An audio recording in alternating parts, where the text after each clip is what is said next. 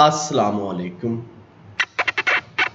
आज हम लोग, जैसा कि आपको पता है कि हम लोग कंप्यूटर लैंग्वेज के बारे में आजकल डिस्कस कर रहे हैं, जिसमें से सबसे पहले मैंने सी एंड सी प्लस प्लस को जो है वो स्टार्ट किया। लास्ट वीडियो के अंदर प्रोग्राम कैसे राइट करते हैं और उसको कैसे कंपाइल करते हैं इसके बारे में मैंने बताया था। आज हम लोग एक प्रोग्राम लिखेंगे और उस प्रोग्राम के अंदर उसकी डिटेल जो है वो मैं आपसे डिस्कस करूंगा या आपके साथ शेयर करूंगा कि एक प्रोग्राम जो लिखा जाता है उस प्रोग्राम में क्या क्या चीज़ें इन्वॉल्व होती हैं, तो जाके वो एक प्रोग्राम जो है वो एग्जीक्यूट होता है और जो इंस्ट्रक्शन हम कंप्यूटर को पास करते हैं वो कंप्यूटर की इंस्ट्रक्शन जो है वो हम तक डिस्प्ले कैसे होती हैं, इस बारे में हम डिस्कस करेंगे।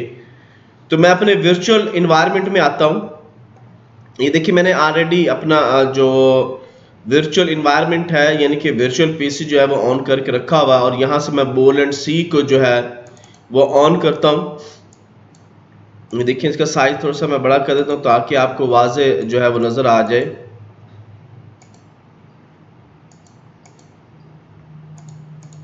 फाइल न्यू, अब मैं यहाँ से फिर दोबारा Alt F9 और F5,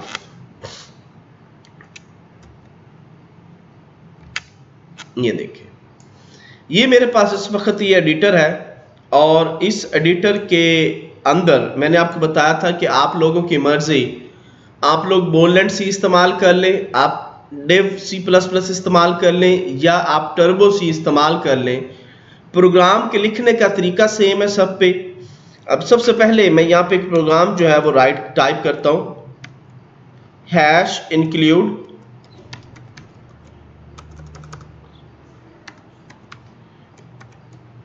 iostream.h और इसी तरह से नेक्स्ट लाइन हम लोग उसको conio.h कर देते हैं, वाइड मेन और इसके बाद जो है हम ब्रैकेट देते हैं, clr scr cout learn computer academy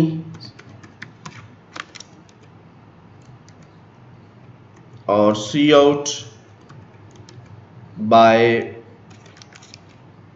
mister Bahar Hussain और इसके बाद गेट ch और ये मेरा प्रोग्राम जो है एक कंप्लीट हो गया। अब इस प्रोग्राम को हमने वन बाय वन देखना है कि कौन सी लाइन पे क्या वर्किंग जो है वो हो रही थी और हम लोग किस हिसाब से इस प्रोग्राम को जो है वो रन कर रहे हैं। तो सबसे पहले मैं इसको रन करता हूं, कंट्रोल F9। ये देखिए, मेरा प्रोग्राम एग्जीक्यूट हुआ, learn computer academy by mister Bahar Hussain. अब हम इसका सबसे पहले आप देखें कि हैश है, ये हैश हमारा प्री प्रोसेसर है या डायरेक्टिव भी हम इसे कहते हैं। इसके बाद है इंक्लूड जो है ये आपकी एक स्टैंडर्ड लाइब्रेरी है। अगर मैं आपको यहाँ पे माय कंप्यूटर ओपन करता हूँ, माय कंप्यूटर में ये देखें सी के अंदर बोलेंट सी पड़ी हुई है मेरी और यहाँ पे ये देखें इंक्लूड का एक फोल्डर जो है वो बना हुआ है। ये देखें, ये इंक्लूड का प्रॉपर फोल्डर बना हुआ है और इसमें तमाम आपकी हेडर फाइल जो है वो मौजूद है। ये जितनी भी हेडर फाइलें हम लोगों ने इस्तेमाल करनी है, मैं यहाँ से अभी इस्तेमाल कर रहा हूँ iostream। तो ये देखें, ये iostream.h पड़ी है। अगर आप इसको ओपन करके देखें तो इसमें देखें iostream के मुतल्लिका जितनी भी इनपुट आउटपुट के तमाम फंक्शंस जो हैं वो इसमें लिखे हुए मौजूद हैं।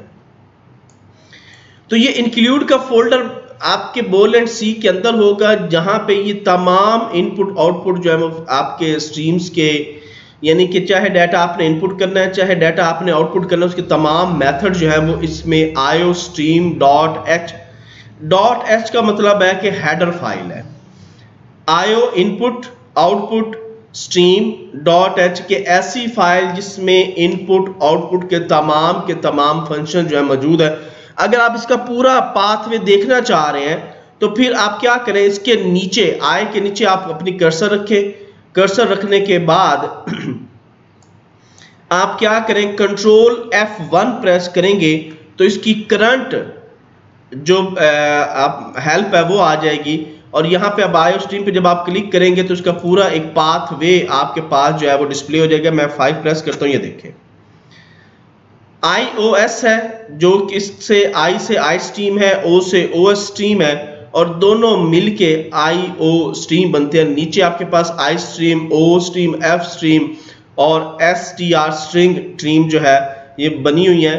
तो इसी तरह से आप अपनी कोई भी चीज करंट जो है उसे फौरन आप उसकी हेल्प जो है वो ले सकते हैं। नेक्स्ट लाइन पे आते हैं, उम्मीद है आपको पहली लाइन क्लियर होगी। नेक्स्ट लाइन है उसी तरह से फिर दोबारा हैश साइन है जो कि आपका प्री प्रोसेसर है या डायरेक्टिव है।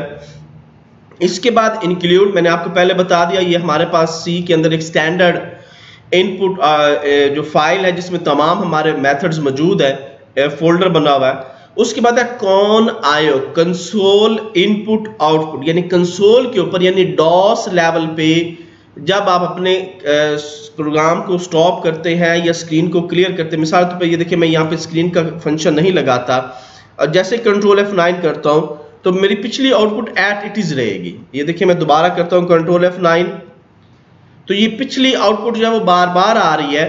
तो ये असल में कॉन आयो से ही मैंने ये CLR SCR का फंक्शन लिया है। अब मैं अगर करता हूँ कंट्रोल F9 तो ये देखें ये अब दोबारा से वो क्लियर हो चुका और जो हमारा करंट आउटपुट है वो ही डिस्प्ले हुआ है।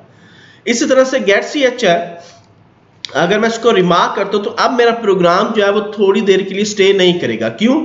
गेट ch का मतलब है गेट हासिल करो करैक्टर, यानी कोई भी आउटपुट स्क्रीन के ऊपर आप कोई भी प्रेस करोगे तो वो जो है वो वापस आपके प्रोग्राम में आ जाएगा। आप देखिए मैंने कंट्रोल F9 किया तो आपको पता नहीं चला आपका प्रोग्राम कब फ्लिप हुआ और कब उसकी आउटपुट आई, लेकिन वो प्रोग्राम आपका चल चुका है। अब मैं कंट्रोल F9 करता हूं तो ये देखिए ये प्रोग्राम आपका स्टॉप हो जाएगा। कोई भी की आप अपने कीबोर्ड से प्रेस करेंगे तो वो यहाँ पे वापस आपको प्रोग्राम में लेके आएंगे। इसके बाद हमारे पास है जी वाइड मेन वाइड, आपकी मर्जी आप ये वाइड लिखें, आपकी मर्जी आप ये वाइड ना लिखें। मैं फिलहाल इसको यहाँ पे आपको बता रहा हूं कि ये वाला जो वाइड है इसका मतलब है return value to main function, यानी ये जो वाइड है इसका मतलब है कि ये वैल्यू को रिटर्न करेगा। और अगर मैं इस वाइड की बात करता हूं तो ये वाइड करेगा पास वैल्यू टू मेन फंक्शन, यानी ये वैल्यू को पास करेगा ये वाला वाइड। और ये जो है वाइड अगर आप इन दोनों को रिमार्क भी कर दें, ये देखिए मैंने इसको रिमार्क्स किया हुआ है, और मैं इन दोनों वाइड्स को खत्म भी कर दूं तो भी मेरा प्रोग्राम चलेगा। मेरे प्रोग्राम में किसी भी किस्म की कोई एरर जो है वो नहीं होगा। ये देखिए प्रोग्राम एट इट इज चल रहा है और प्रोग्राम में किसी भी किस्म का कोई जो है वो एरर नहीं आ रहा। तो ये जब हम आगे चल के बड़े लेवल प्रोग्रामिंग करेंगे वहां पे आपको इस वाइड मेन वाइड की जगह इंटीजर, फ्लोट या जो भी वैल्यू आपने पास करवानी है, जो भी वैल्यू आपने रिटर्न करवानी है, तो उस वक्त हम लोग जो है वो करवा सकते हैं। इसके बाद इसकी ये कर्ली ब्रैकेट, ये दोनों जो है इसका मेन का हिस्सा है। अगर ये होंगी तो आपका प्रोग्राम की बॉडी जो है वो बनेगी, अगर ये नहीं होगा तो प्रोग्राम की बॉडी जो है वो नहीं बनेगी। तो इस चीज का आप लोगों ने ख्याल रखना है। प्रोग्राम जो है वो आपका इन्हीं कर्ली ब्रैकेट्स और मेन के अंदर ही जो है वो इंक्लूड है। CLR SCR मैं पहले भी बता चुका हूं कि ये स्क्रीन को क्लियर करेगा। इसके बाद आपके पास है Cout, कंसोल आउटपुट, और इसके बाद एक्सट्रैक्शन ऑपरेटर्स हैं। अब आप अपना मैसेज जो है वो किसी भी उसमें डबल कोट्स में लिख सकते हैं, कोई भी मैसेज लिख सकते हैं। नीचे फिर दोबारा Cout है, कंसोल पे आउटपुट चाहिए मुझे, तो उसी तरह से जो भी मैसेज आप इसमें बनाना चाहते हैं आप वो मैसेज इसमें बना सकते हैं। और इसी तरह से गेट ch है, आप कोई भी कैरेक्टर जो है वो जैसे मैंने आपको पहले डिस्प्ले करवाया है वो आप जो है वो इसमें डिस्प्ले, इसमें दो है हमारे पास। एक गेट ch e है, ये क्या करता है, ये कैरेक्टर को गेट करेगा और उसको डिस्प्ले भी करेगा। मिसाल के मैं मेरा प्रोग्राम को रन करता हूं, देखिए कंट्रोल F9 किया, अब लास्ट में मैंने क्या कैरेक्टर प्रेस किया मुझे पता नहीं, मैं यहां से फॉर एग्जांपल मैंने ये प्रेस किया और प्रोग्राम में वापस आ गया। अब मैं देखना चाह रहा हूं कि मुझे आउटपुट पे क्या कैरेक्टर मैंने प्रेस किया था, तो आउटपुट स्क्रीन पे जाने के लिए आपको Alt F5 जो है वो इस्तेमाल करना पड़ेगा। तो ये देखें जी मैंने लास्ट टाइम जो है वो प्रेस किया था। तो ये डिफरेंस है गेट ch और गेट che के अंदर। गेट ch में जो भी कैरेक्टर आप प्रेस करोगे वो डिस्प्ले नहीं होगा। गेट che के अंदर जो भी कैरेक्टर आप प्रेस करोगे वापस आने के लिए वो डिस्प्ले होगा।